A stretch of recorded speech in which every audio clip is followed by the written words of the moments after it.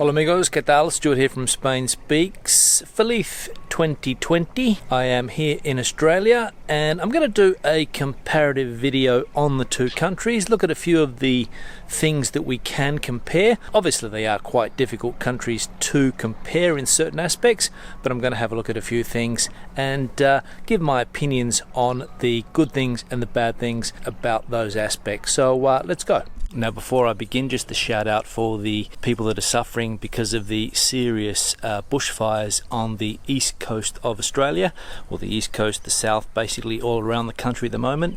So just to let you know that our thoughts are with you. Now the first thing I'm going to talk about, one of the main differences between Spain and Australia, is this. It's the outdoor living aspect, and I'll explain a little bit more in a sec. Now when it comes to outdoor living, it's pretty hard to beat Australia. I mean, if you are into swimming, surfing, boating, fishing, any outdoor activity, this is definitely the country. In Spain you can do those things, don't get me wrong. Spain has a lot of coastline, but it's not as accessible as it is here. All of those activities in Australia are very, very easy to do and very, very accessible, and you will see people doing them at all times of the day, especially in the summer months. And as you can see, a place like this is an absolute paradise, and it is accessible. It's only an hour away from Perth, which is the capital city of Western Australia, and I'm sure that in a lot of other places in Australia you've got somewhere similar to this. Now places like this do exist in Spain, but they're not as accessible, and that's one of the big issues that I have with living in Spain. Okay, there's people in the streets in the cities, there's people out and about doing things, but you don't have access to places like this as easily as you do here, in my opinion at least. And that's one of the big thumbs up of living in a place like Australia compared to Spain. Now another one of the big differences between Spain and Australia are the timetables. Here everything happens early. In summer the sun's up at about 5 o'clock in the morning and it goes down at about 7:30 in the evening. In Spain it's a little bit later, and that's something that also affects the way that people do things. So for example, here people in general are morning people. There's lots of people doing activities early in the morning. If you go to the beach sometimes at 7 a.m. you'll see people doing their thing. They'll be doing their yoga class, they'll be walking along the beach, they'll be doing some exercise. Whereas in Spain people don't normally hit the beach until around 11 o'clock, but they're there a lot longer in the afternoon. Here in Western Australia, in Perth specifically, it's almost impossible to go to the beach in the afternoon because it's very, very windy, and that also determines the way people get about and do their things. So basically I'd sum it up by saying that here people like to get things done in the morning, whereas in Spain people like to get things done later in the afternoon, which means that the days can be really, really long. And here of course they're a lot shorter because people have dinner earlier, whereas in Spain people have dinner very, very late. Now another aspect that the two countries have in common is that they both have a lot of coastline. As we can see behind me, I have the Indian Ocean, and for me there's no doubt that this is one of the better options when it comes to beaches and just general beach life. Here the beach life is wild, it's fantastic. You've got endless kilometers of white beaches, and the water in summer is super warm. It is a great place to go to the beach, and you can always find a beach that's not crowded. You can find beaches with people, or if you want to be on your own, it's very easy to find a remote beach. So here the beaches, in my opinion, win hands down.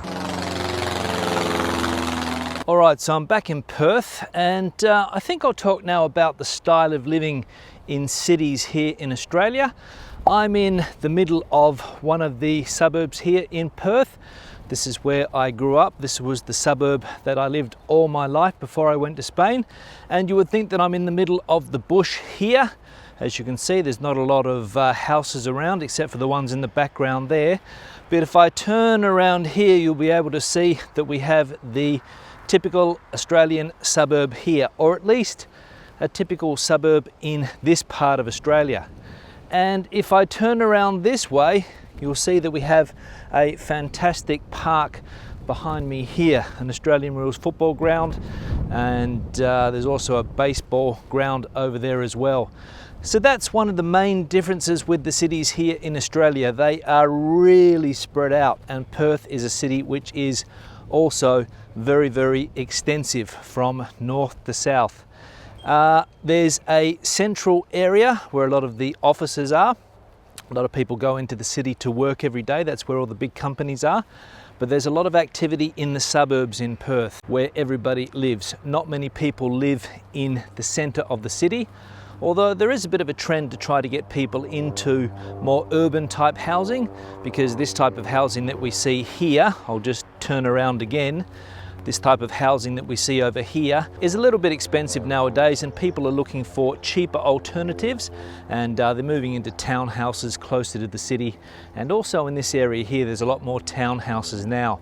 The idea of living in a single house like this with a big back garden and a big front yard as well are becoming less common, although people are still looking for that dream. Now, when it comes to getting around in a city like this, it is not easy.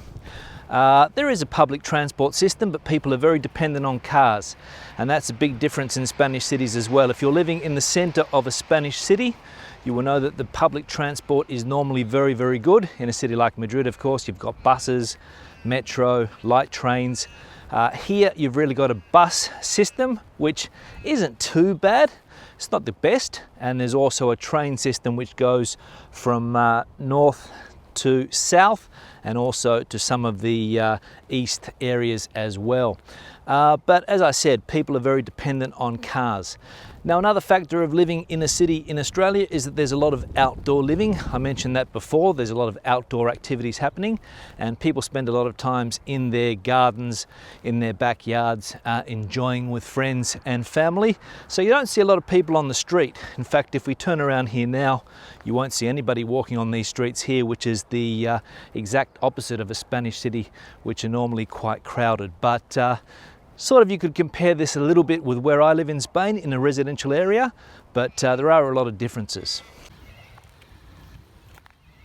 Now, you have to be careful walking in this area because there are snakes and other creatures that you can come across. I saw a snake this morning when I was running through here, so always got to keep your wits about you when you're walking in Australian bushland. Now, another big difference between Spain and Australia is when it comes to food. Now, I'm not going to say that food in Australia is bad. In fact, it is quite good.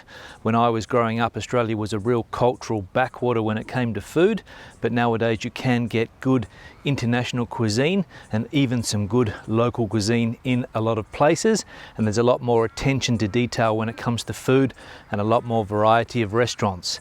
In Spain, you're going to get good Spanish food. You don't really get good international food, in my opinion, because they don't have that multicultural aspect that we have here in Australia. In Australia, there are a lot of people from different countries, and they've brought all of their cuisines here using local ingredients, and that is a definite pro for the food in this country. In Spain, you're going to get a lot of Spanish variety. You're going to get a lot of food from the north of Spain. You'll get restaurants from the south, you'll get restaurants from different parts of Spain, but you don't get that multicultural aspect. And that's also true when it comes to the people as well. This is a very multicultural country, whereas Spain is not so multicultural in my opinion. In Spain, you're going to get a lot of the different Spanish areas, people mixing, like you'll have the Basques, the Galicians, the Asturians, people from other regions living amongst each other. But when it comes to people from different countries, Spain has a long way to go in that regard. Obviously, it has become more multicultural over the years, but nothing like it is here. And of course, that is one of the reasons why the cuisine is so varied in this country. Now, here's this park that I was talking about before. This is a park, it's about 100 meters away from where my parents live. And as you can see, it's fairly big. You wouldn't really find anything like this in a Spanish city, and these parks are all over the place here in Perth. Every neighbourhood has something similar. Maybe not as good as this one, because this one's been here for quite a while, so maybe if you go to some of the newer suburbs, you're not going to get one like this, surrounded by native bushland.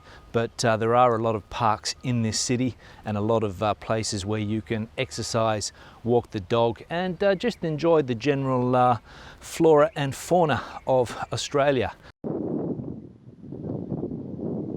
Now, of course, the negative aspect of Australia, it's a negative and it's a positive, but one of the negative aspects of Australia is its location. It's a long way away from Europe, especially close to Asia, of course, but you're about a 4 or 5 hour plane ride into Asia from here.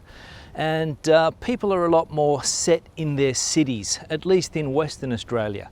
I mean, to go to the other side of the country is about 4 hours by plane. 2 hours and a half, I think, is the closest city to Adelaide. So people really stay in the cities here in Australia. They don't move around a lot. And of course, you don't have that ability that you do in Europe of traveling to a different country within a couple of hours. And that's one of the big problems. And Australia is absolutely huge if you compare it to Spain, of course. I don't know what the exact size difference is, but probably Australia is 12 to 13 times bigger than Spain. And it's really difficult to get from one city to another. Really, the only way you can go is by plane. There are no fast trains in this country. I think it takes a few days to get from one side to the other by train. You can drive, of course, but again, it's going to take you a few days to get to Sydney or Melbourne from here. Now, another big difference I see between Spanish cities and Australian cities is that they're a lot cleaner. People tend to be a lot cleaner outside when they're out and about than they are in Spain. You see a lot less rubbish around the place. There's a lot more rubbish bins around for people that want to chuck their rubbish in the bin, whereas in Spain, I tend to see a lot of people throwing rubbish in the street and it seems to accumulate. In the cities, they do a fairly good job of cleaning it up in Spain, but there is a problem with people who throw their rubbish on the ground still. And as I said, one thing you'll see here is that the city seem to be a lot cleaner, at least in this part of the city anyway. You can see behind me here we have a park and there's not a piece of plastic, there's not a plastic bottle in sight. I'm not going to say that you're not going to find them, because obviously some people do throw their rubbish on the ground, but in general, cities here are a lot cleaner. Now, another difference that I picked up on between Spain and Australia is the way people dress. People in Australia are a lot less formal. Basically, they don't give a rat's about what they wear. They chuck anything on and they go out into the street like that. Whereas in Spain, people tend to be a lot more formal in the way they dress. I'm not saying that they're wearing suits around the place or formal dresses, but people take a lot more care when they go out in public in Spain than they do here. I think it's because we're on the coast here. There's a very relaxed mentality that because the beach is not too far away, that people feel that they can walk around the streets in flip-flops or thongs, as we call them here, or they walk around in bare feet quite a lot. And it is one of the big differences that I notice, at least between Spain and Australia. Now, one of the differences between Spain and Australia are the schools, and basically what schools offer. Not necessarily from an educational point of view, but from a facilities point of view. Now, this is the school that I went to. It's changed a lot over the years. It's not the exact same school, but I'll turn the camera around and you can see that the facilities that we have here of this school, which is a public school, state school here in Perth, this would be the equivalent of one of the better private schools in Madrid. You can see here that we've got playing grounds. The school is on the other side of the oval. We've got a football ground, which turns into a cricket ground as well. There's a play area over there. There's basketball courts, netball courts, cricket practice wickets to practice on, and some bushland here as well. Now, when I was going to this school, this area here in front of us now was the playground. That's where we used to play.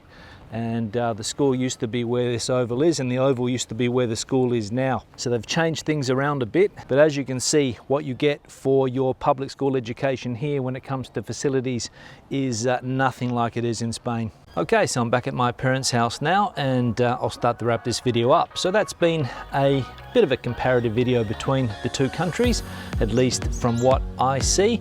Obviously, I didn't talk about the economy or the job market or anything like that, because you can look all those statistics up online. You can see what the unemployment rate is like in Spain, and you can see what it's like here, and you can also see the economy statistics. So I didn't go into that too much, but both countries do offer a good quality of life. Obviously, here in Australia you don't have that cultural aspect that you do in a country like Spain.